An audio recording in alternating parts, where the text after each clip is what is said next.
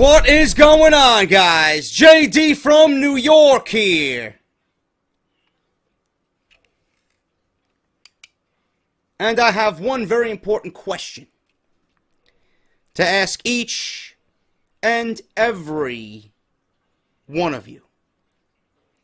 How many are going to buy that beautiful fucking t-shirt?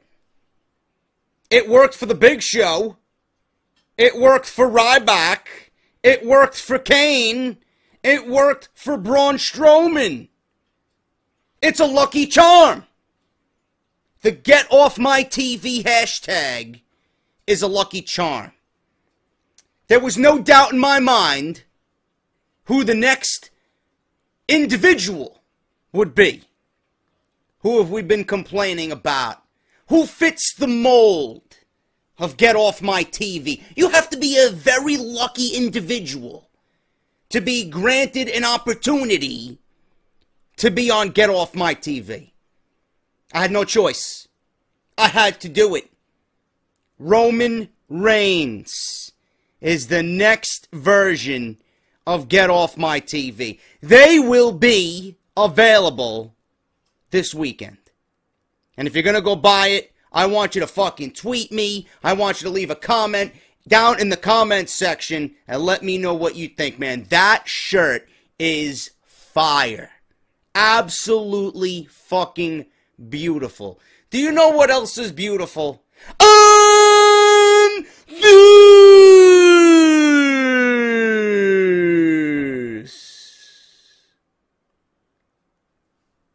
Off the Script.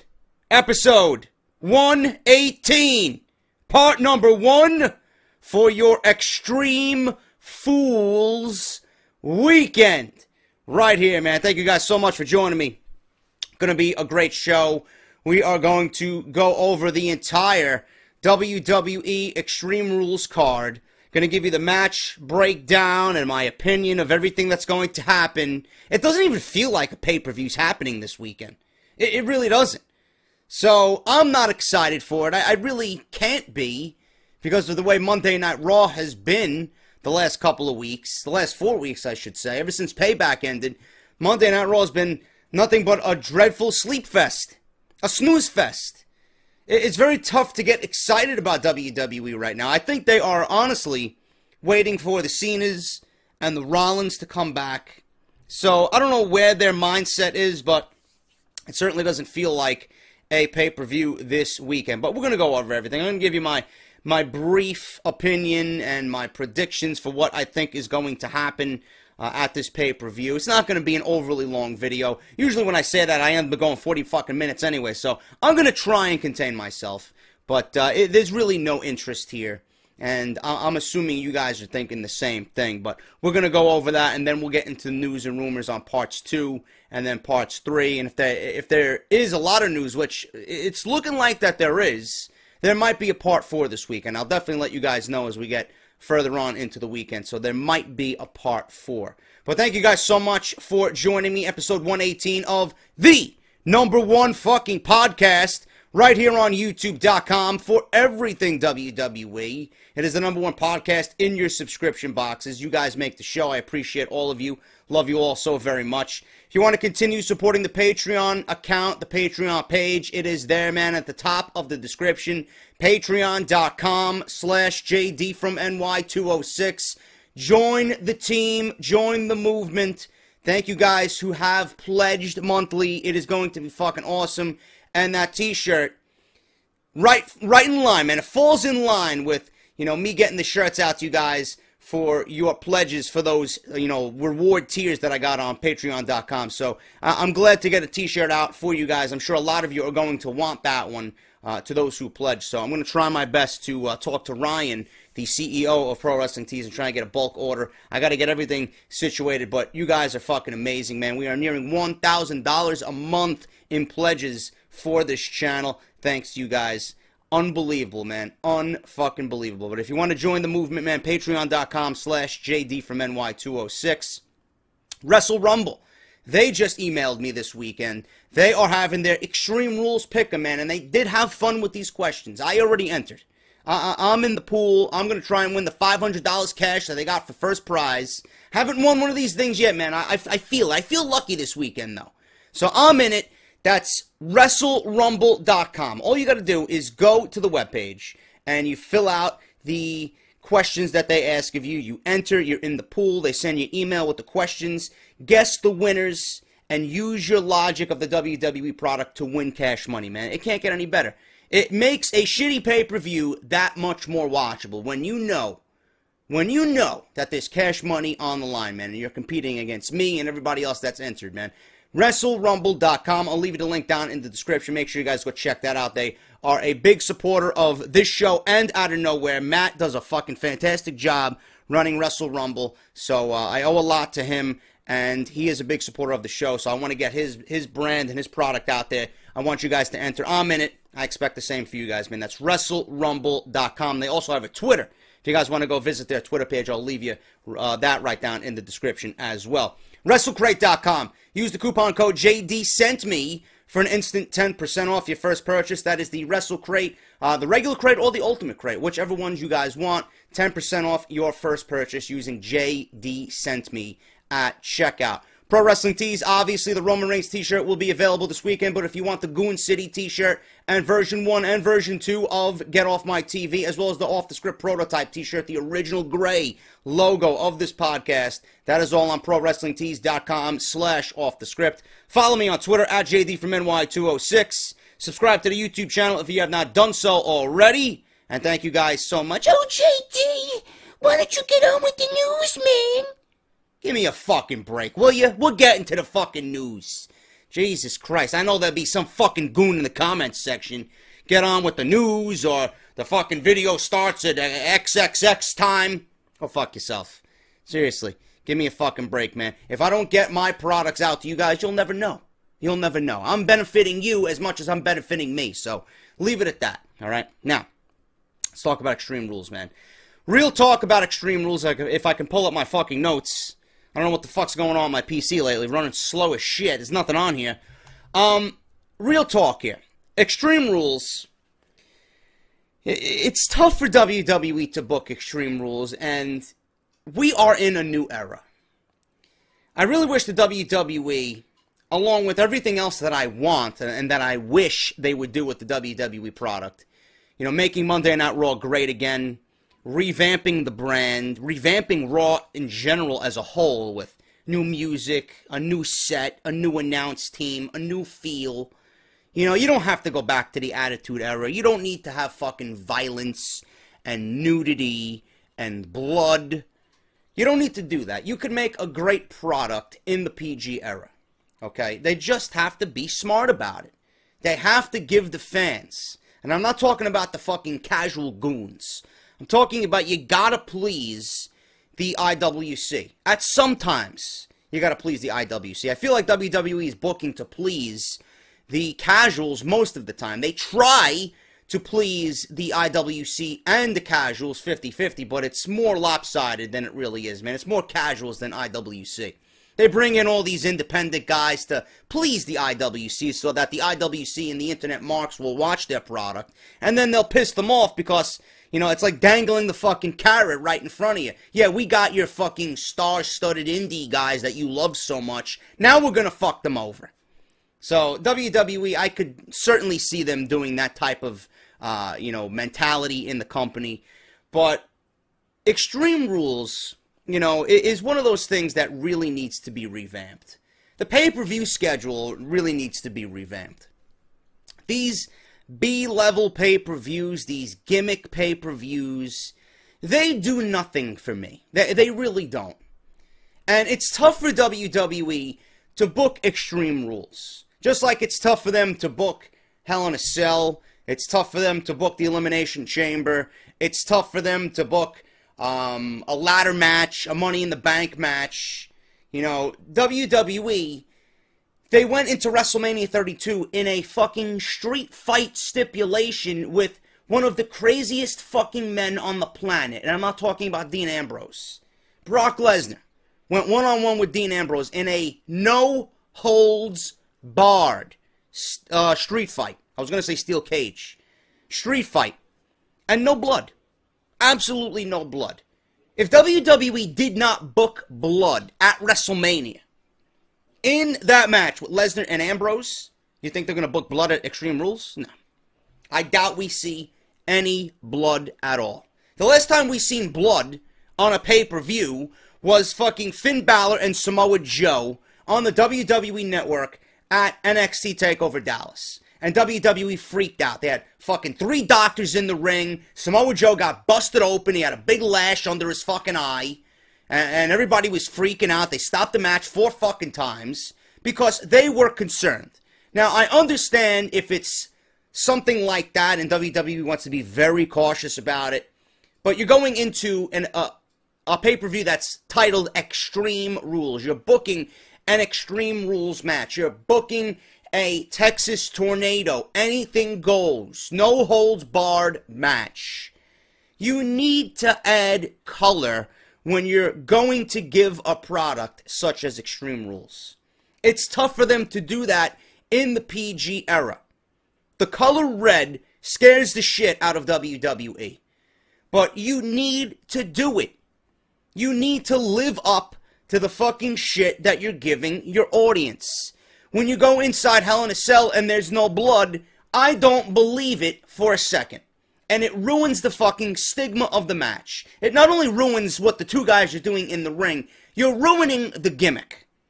If there's a Hell in a Cell match, I expect color. I don't give a shit if it's blue, green, red, purple. There needs to be fucking color, man. Give me a box of fucking Lucky Charms in the ring, and at least I'll have all the colors of the rainbow inside the ring. There needs to be blood. There needs to be blood in any type of match that has these certain stipulations. Roman Reigns and Bray Wyatt at Hell in a Cell. No blood. Brutal fucking match. The 2 guys beat the shit out of each other for 25 minutes. No blood. Brock Lesnar and The Undertaker, within 3 minutes, they were both busted open. Now, I don't know if this was planned. I don't know if they went behind Vince's back and kind of went off the script, no pun intended, and they added color. But there was color. Those are 2 veterans who know where they are, what they have to do to make a match believable, to sell to the audience. If you go into this pay-per-view with AJ Styles and Roman Reigns and there's no color, I will be very disappointed. And if there's no color, WWE for 2017 really needs to reevaluate their pay-per-view calendar. If you don't want color, if you don't care for the color, if you're going to do everything you can to not give us blood, then do not have these types of matches. And I'm talking about Extreme Rules. I'm talking about getting rid of Money in the Bank. I'm talking about getting rid of Hell in a Cell. I'm talking about getting rid of the Elimination Chamber. When you have these types of matches, there needs to be color. And if you're going to give me a Hell in a Cell match, once a year, once every 2 years, fine. But when I see something like that and you're blowing off a feud, there needs to be violence. I don't give a shit what your TV rating is. You need to have blood. You need it. It adds to the fucking match. What happened with Brock Lesnar and Roman Reigns when they went into WrestleMania 31 for the main event? You know, the match, I still to this day hype that match up, man. That was a and I fucking can't stand Roman Reigns right now. That was a fantastic match. Do you know what made that match even better? Is when Brock Lesnar, I don't know if he bladed, I don't know if he fucking intentionally busted himself open by fucking running into the turnbuckle or the steel post on the outside. When he bled, that match became unbelievable. The hype for that match, the color of blood in that match just took it from being a 7 to a 9.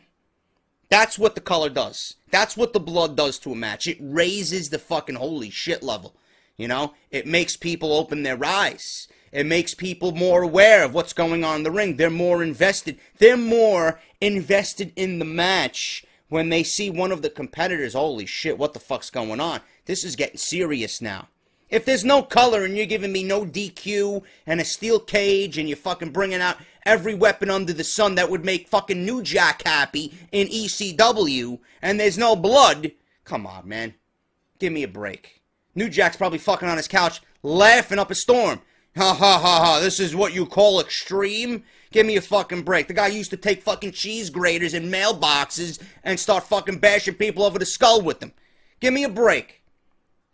WWE needs to have blood at Extreme Rules, and I understand why it's difficult for them to do so. I understand that they want to stay away from that type of environment, but you're giving me a pay-per-view with the word extreme.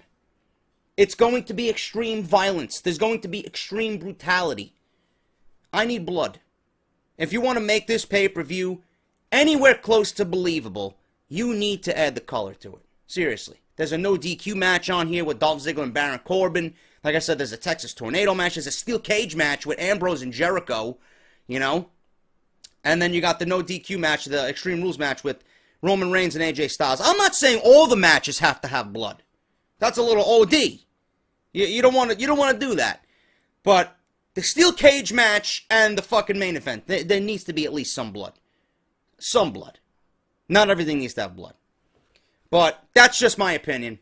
And if I had more time, I'd make a video about how I would revamp the WWE pay-per-view calendar, really. These gimmick pay-per-views gotta go.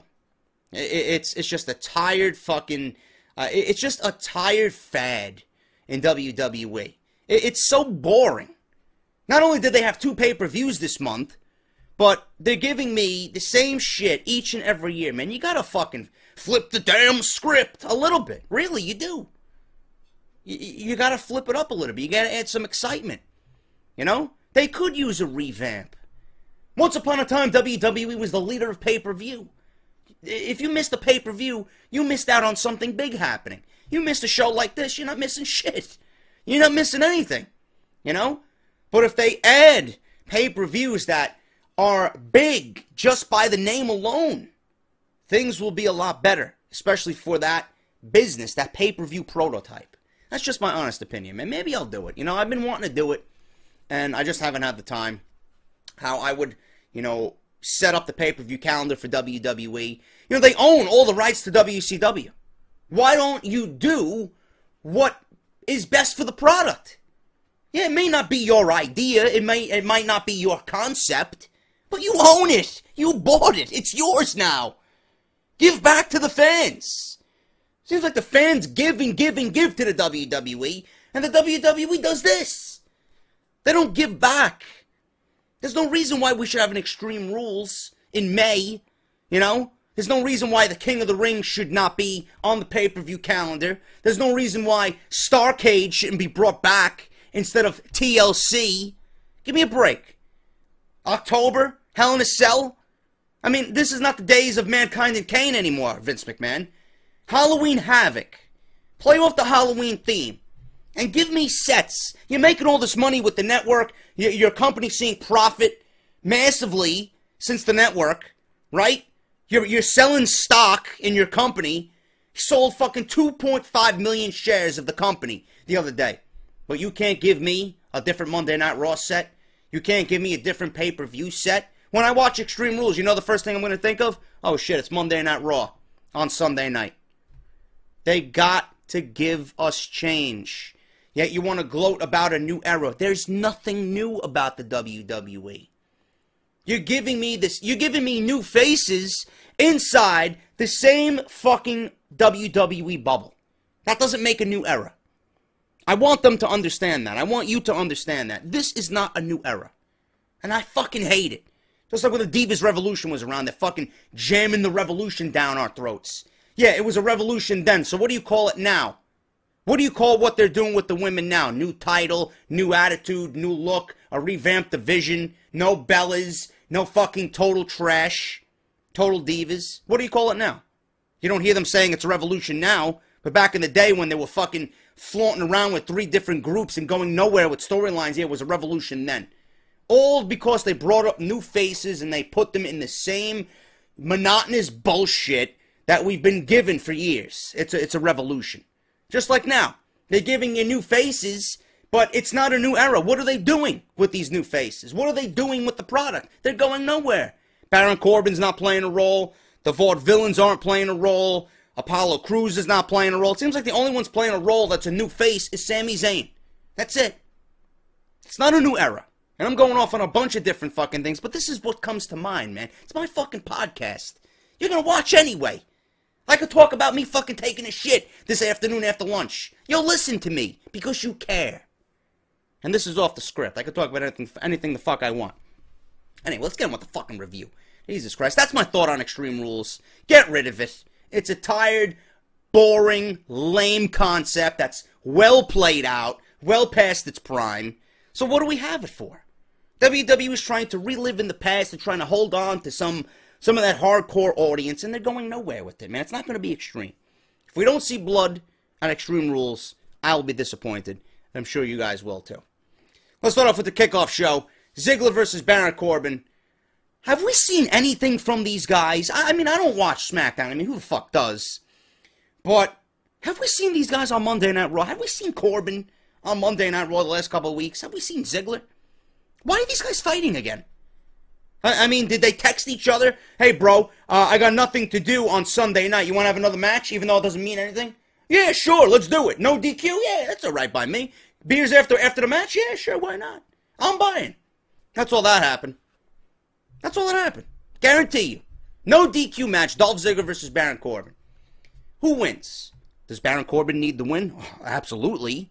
You know, he's a new face. He's in the new era, right? Or you go back to giving the win to Dolph Ziggler.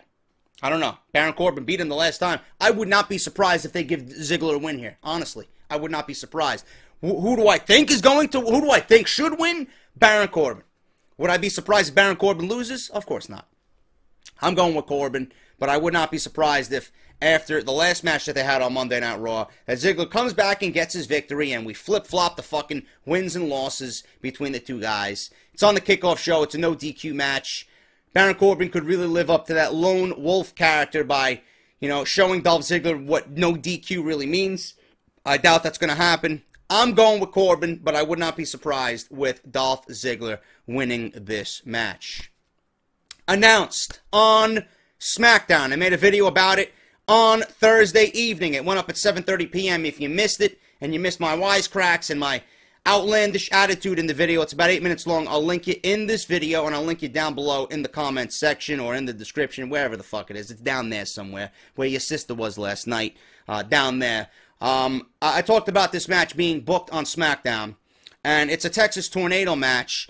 The club, the strip club, in which Anderson and Gallows will probably go after this pay-per-view is over. The strip club versus the Usos. How many different variations of clubs can we come up with for the Bullet Club, or the former Bullet Club? We got a Turkey Club, we got the Strip Club, we got the Breakfast Club, we got the Poker Club, we got the Chess Club. Seriously. These guys, you could put these guys in any fucking situation. You could put these guys in a high school auditorium watching two fucking geeks go at it, play chess, and they'll fit right in. That's how big of losers they are right now.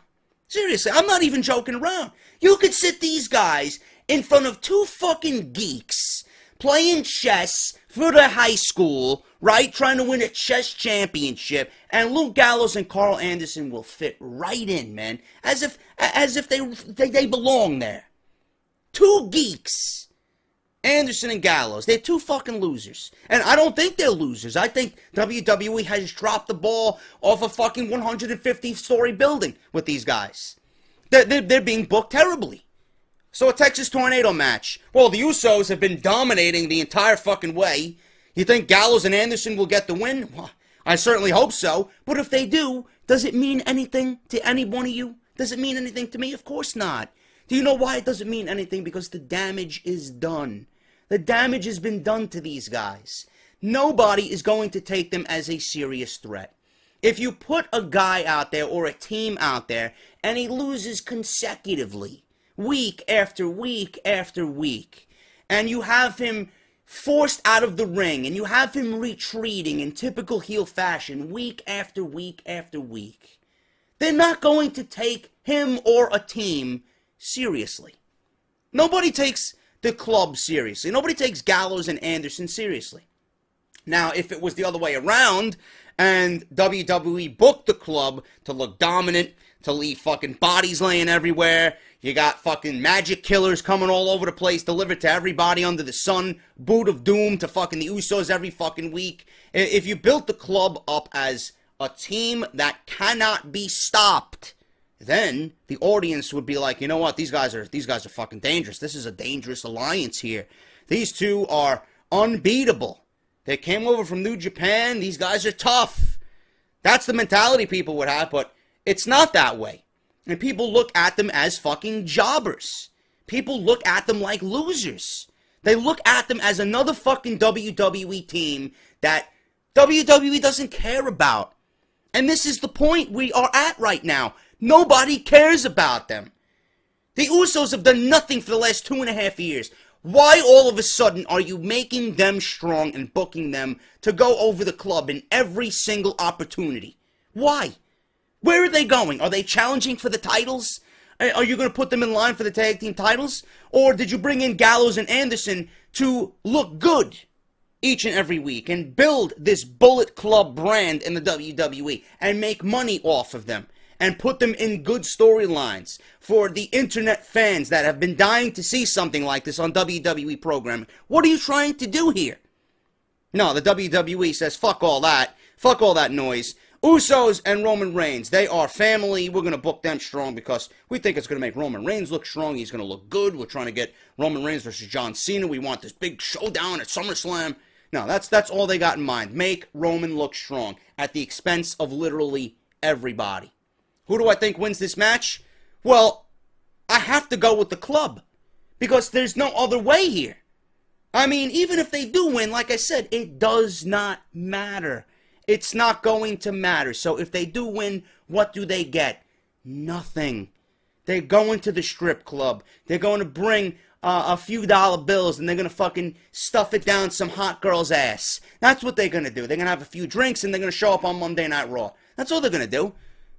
That's the end reward for this team at the end of this feud. The Usos. They're a nobody team.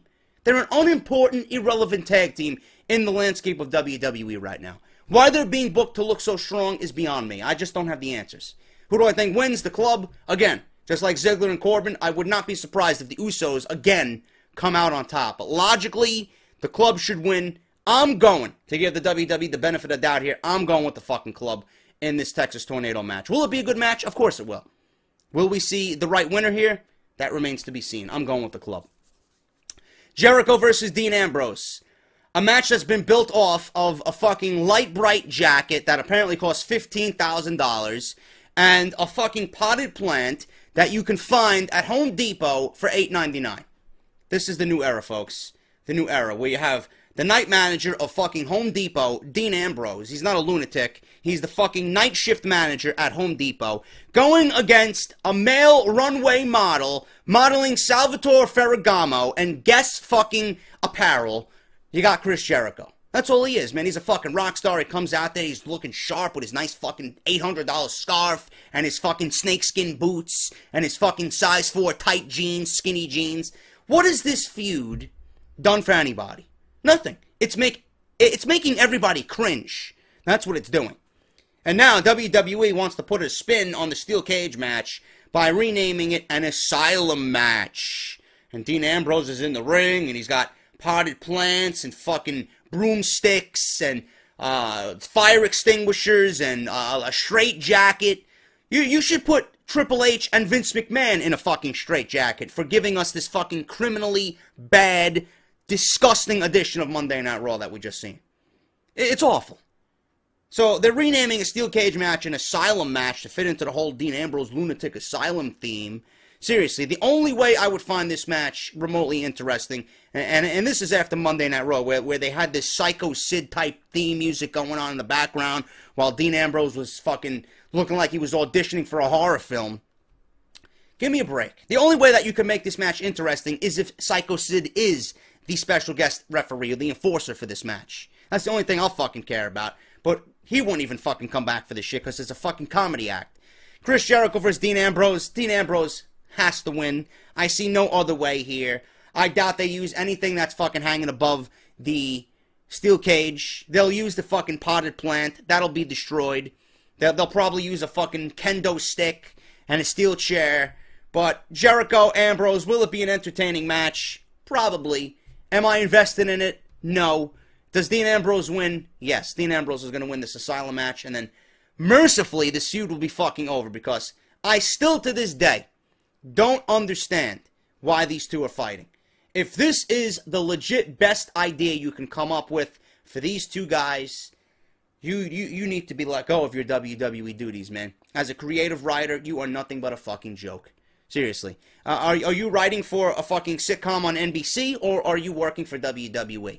We're supposed to have storylines and feuds and one-on-one confrontations between two guys who are in a competitive fucking 4x4, I don't know, what are the dimensions of the ring? A fucking square in the middle of the ring. You know? We got two guys in a competitive environment wanting to beat the shit out of each other. And you're making them go at it over a fucking jacket and a potted plant? Who you aptly name Mitch? I'm stumped. I'm really stumped here. Ambrose wins. That's all I'm going to say about it. I don't even want to fucking talk about it anymore. The New Day versus the Vaudevillains. Seems like the Vaudevillains won. They were supposed to beat Enzo and Cass, but the way that they did it kind of slowed momentum down for this fucking feud, man. The tag team tournament was great. We were all excited about it. You know, they're giving us new teams, a fresh way to get a new #1 contender. We get to the fucking finals, and then Enzo's injury happens, and we haven't seen anything or heard of anything from Enzo. Big Cass is parading around on his own because Vince McMahon, every time he sees Big Cass, he's got a heart on. He wants to push Cass. He wants to fucking, you know, rumored to be breaking away Cass from Enzo. I hope that doesn't happen. But the Vaudevillains really haven't had any momentum coming out of this fucking tournament. You'd think that they'd won the tag team championship tournament here and were crowned the #1 contenders, that they'd have some fucking momentum going into this. They don't. They don't at all. It's like the WWE gave up on them as soon as they fucking won. And the way they won, it wasn't really their fucking fault. Shit happened. And they just gave up on the Vaudevillains. I haven't seen anything. I haven't been interested in anything they've done or said since this tournament ended. And they're going into this match with the New Day ice fucking cold. So we thought that the Vaudevillains might take the titles away from the New Day. This was a couple of weeks ago. Now my opinion has changed. The New Day is going to wipe the floor with the Vaudevillains. There's no reason to take the titles off the New Day right now. You know? You still got to wait for Cass to come back. I still think the best idea, not Cass, Enzo, is Enzo and Cass going to SummerSlam and beating the New Day. That is if Enzo is okay. Tag team titles, New Day is going to go into New Jersey here. I don't know what arena that they're holding this pay-per-view at, but it is in New Jersey. I know that, but the New Day is going to win, no question. Kalisto versus Rusev, a match I really don't give a shit about. I'm going with Rusev here. Rusev, you goons think that giving Rusev the United States title, which is a dead title, you think Rusev is going to be built up as some type of fucking monster and he's going to resurrect the United States title? No. He's not going to do anything for that title. You're taking the title off Kalisto, which is dead, and you're giving it to a dead character in Rusev. So dead plus dead equals dead. There's no way around it. Rusev is going to win it. He's going to be the new United States champion, and I do have news on this feud possibly continuing in some form of mixed tag team match with Lana involved. I don't know who they're going to get for Kalisto's partner, if it's going to be someone new, someone who's not in the company right now, female-wise, to join him in this mixed tag team rumored battle that's going on. I don't know what's going to happen, but Rusev, I think, is going to win the U.S. title, and he's going to be crowned the new United States champion. We have Cesaro, Sami Zayn, Kevin Owens, and The Miz, four-way for the Intercontinental Championship. This is literally the best thing on the fucking television right now for WWE programming. Kevin Owens and Sami Zayn are to thank for that. Without these two guys in this feud, it would not be anywhere. It would not be this hot at all. The reason why it's this hot is because of those two guys. Not taking anything away from The Miz or Cesaro. The Miz has done decent in his role as the Intercontinental Champion. He's put on some decent matches. He's not that bad in the ring. Some might say he doesn't deserve the spot that he's in. He's got a long way to go to be rebuilt back up from where he was. He's not a credible champion.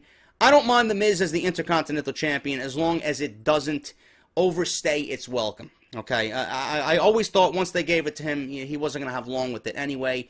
I could see Cesaro winning the belt. I could see Sami Zayn winning the belt. I could see Kevin Owens winning the belt. If I had to choose logically, you know, WWE could go with a variety of different things here. Sami Zayn, I don't think, is going to win the belt.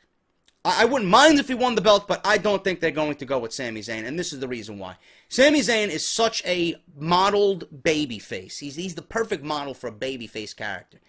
When you have a babyface chasing someone like Kevin Owens, who is a heel, and he wants to get revenge on said heel, it's always best if he's chasing. Now, if you give Kevin Owens the win here and you have him win the IC title, you automatically have a feud in which Sami Zayn can chase, and we can automatically be invested in his journey to get that belt. He wants that title. He wants to be the champion, and Kevin Owens is number one fucking, his number one enemy. You know, the one guy that he's fucking wanted for so many weeks, so many months. He wanted revenge on Kevin Owens. He's the guy holding the title. I could see that chase happening until SummerSlam. I think that is the best way to go. Now, Kevin Owens doesn't win this match, and they give it to Cesaro. You know, I think Cesaro deserves a run with the Intercontinental Championship. And then you move Kevin Owens on to Money in the Bank, and you have him win Money in the Bank. There's rumors going around that Vince McMahon right now is incredibly, incredibly high on Kevin Owens. And this could mean a huge push at the end of 2016, the second half of 2016 for Kevin Owens. Maybe he wins Money in the Bank.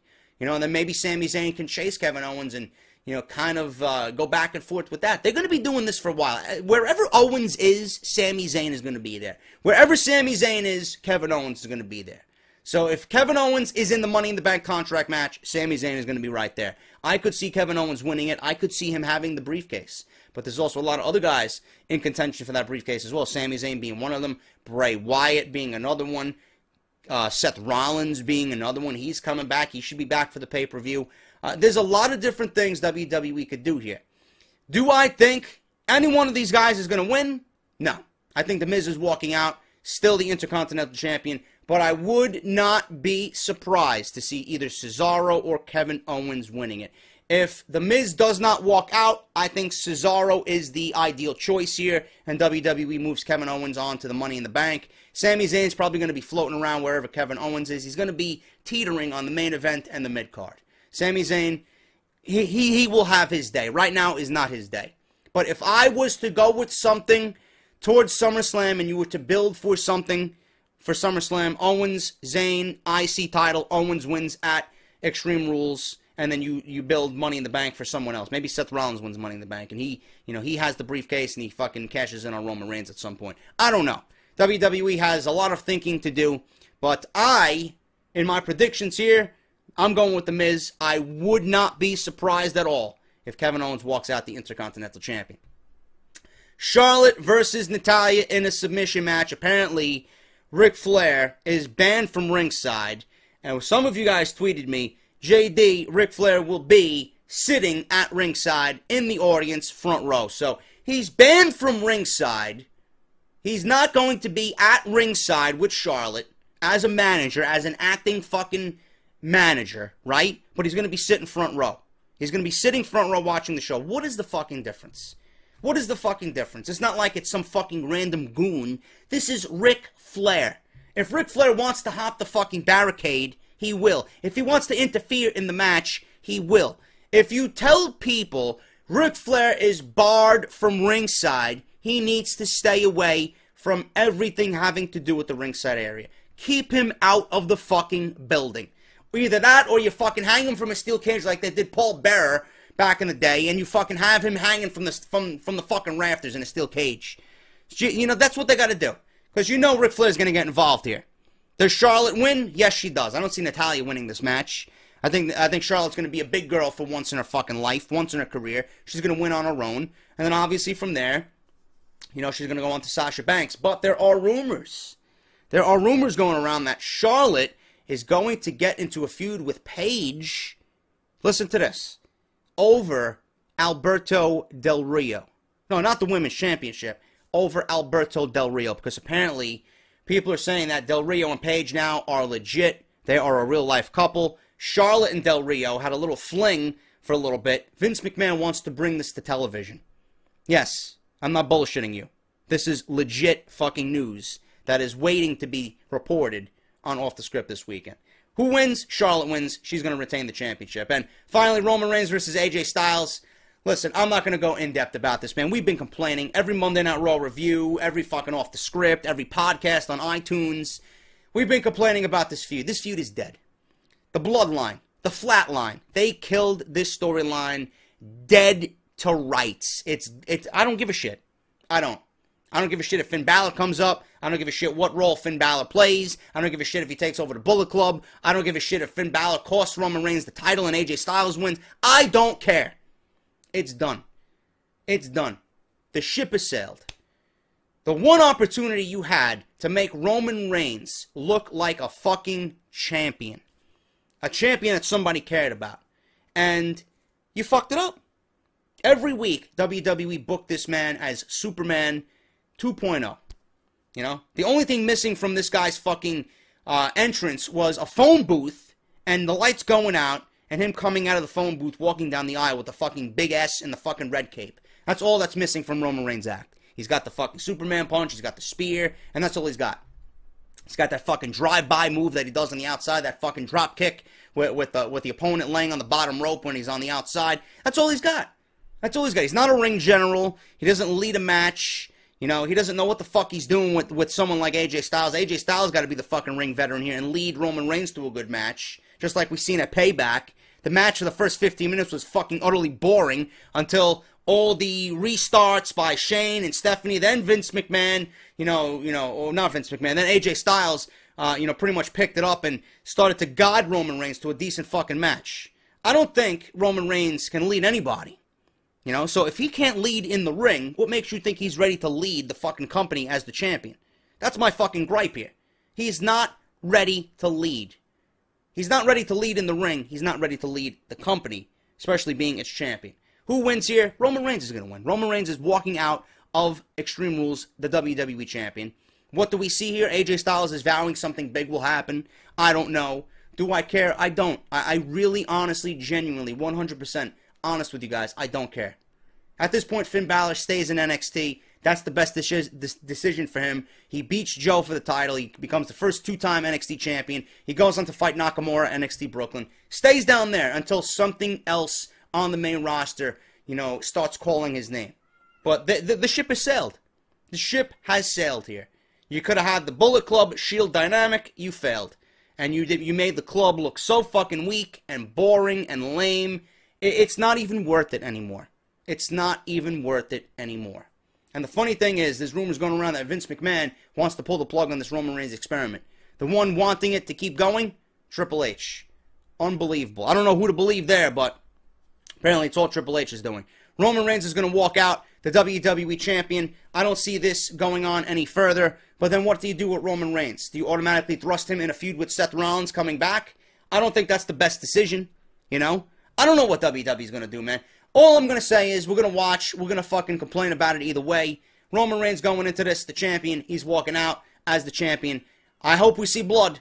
I hope we see some type of color here, man. We have to. If not, I'm going to be disappointed. I know I'm going to be disappointed with this pay-per-view in general, but if we don't see that aspect during this Extreme Rules pay-per-view, I'm even going to be more disappointed. Roman Reigns is going to win. He is going to remain the WWE champion. That's my preview and predictions right here for Extreme Rules. If you did enjoy the video, let me know with a comment down below. Let me know if you're going to buy that new Get Off My TV t-shirt with said Roman Reigns. If you did enjoy the video, hit that thumbs up. And I will be back with part 2 of Off the Script, just to let you guys know what I got coming for news. Like I said, the Del Rio Page relationship, Vince wants to bring that to TV. WWE officials are concerned about AJ Styles' health. McMahon giving up on Roman Reigns' push. Vince McMahon high on Kevin Owens.